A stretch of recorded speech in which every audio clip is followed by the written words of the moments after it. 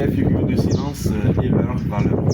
Alors la plus grande figure de silence est appelée la pause.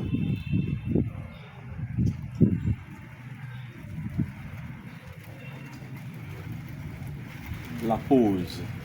Alors, quelle est la description d'une pause et comment on peut se reproduire sans se tromper de quoi? De la pause. C'est comme un petit rectangle qui reste accroché au plafond de quoi? De la quatrième ligne. Alors, si nous voulons reproduire ça dans une portée, nous avons une portée. Je prends ça comme ça. Voilà, avec les 5 lignes. Maintenant, quand on part de la pause, c'est un petit rectangle ici qui reste accroché au plafond de quoi? De la quatrième ligne. Voilà. Voilà, c'est ce que nous appelons la pause. Et sa valeur, la valeur de la pause, une pause, ça fait combien de temps? 4 temps. En matière d'équivalence, ça équivaut à quoi? À la ronde, voilà. Donc, en équivalence, donc, qui équivaut à une ronde. Voilà. Qui équivaut à une ronde, si vous voulez. Voilà. Fais ça maintenant. Après la pause, nous avons quoi? Demi-pause. Alors, la demi-pause, nous avons notre portée ici. Alors, elle reste posée. Elle reste posée sur la troisième ligne. Toujours comme un petit rectangle qui reste posé sur la troisième ligne. Voilà. Là, on appelle ça la demi-pause. Voilà, la demi-pause. Alors, qui équivaut à combien de temps? 2 temps. Très bien. En matière d'équivalence, ça équivaut à quelle figure de note? La blanche. Très bien, voilà, compris. Ça équivaut à une blanche.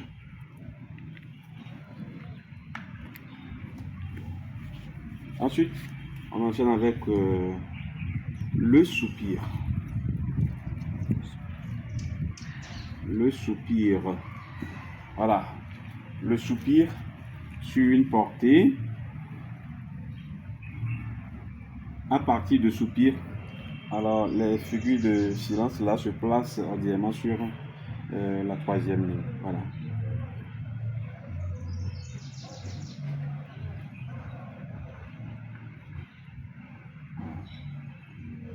Alors, au niveau de soupir, nous avons 2 formes d'écriture. Ou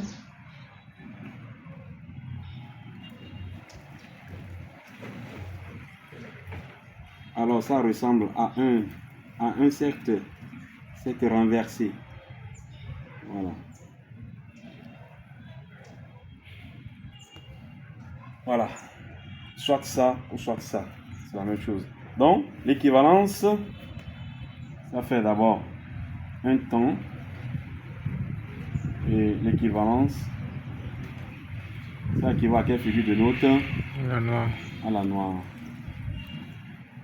À la noire. Voilà. Ensuite, nous avons quoi? Demi-soupir. Demi-soupir. Demi-soupir est encore appelé ou la potence.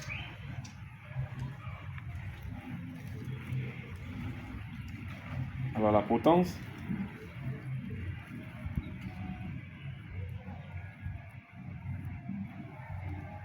alors pour la potence par exemple, alors ça ressemble à un 7. Ça ressemble à un 7. Et l'équivalence, ça fait 1,5 de 1. La valeur plutôt 1,5 de temps en matière d'équivalence à une croche.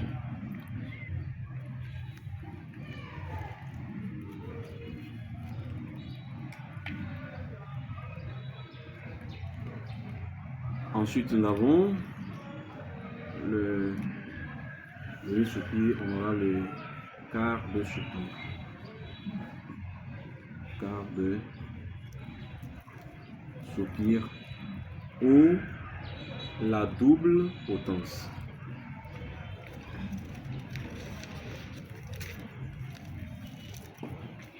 Double potence. Alors, tout comme au niveau de quoi au niveau des figures de notes. Alors, ici, on ne fera que multiplier seulement les crochets.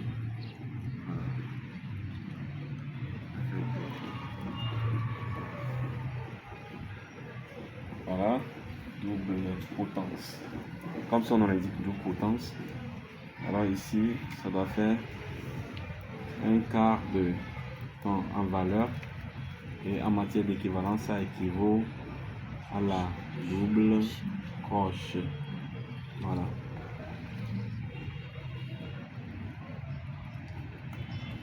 Alors, nous allons nous arrêter sur la triple crochet ou bien la triple potence. Triple potence.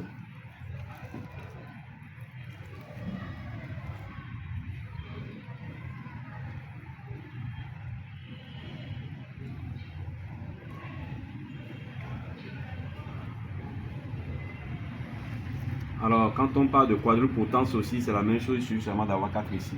Donc, nous allons nous arrêter ici. L'essentiel, vous pouvez reproduire ça même. Alors, ça fait 1/8 de temps en matière de valeur et qui équivaut à la triple crochet.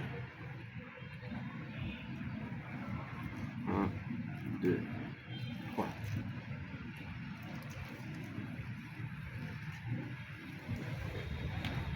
Alors, observez bien, de façon résumée,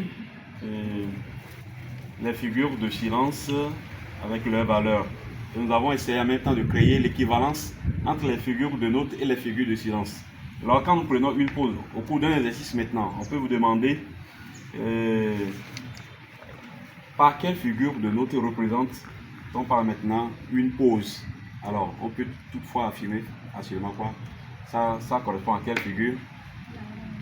À la ronde, voilà. Donc la pause correspond à la ronde. Alors quand nous prenons par exemple maintenant le soupir, ça correspond à quelle figure de note? À la noire. À la noire. Et maintenant quand nous prenons le quart de soupir, ça correspond à quelle figure de note? À la double coche, voilà, c'est ça. Donc essayez de vous familiariser avec ces figures de notes et les figures de silence, tout en faisant l'exercice aussi de quoi d'équivalence. Voilà, c'est important.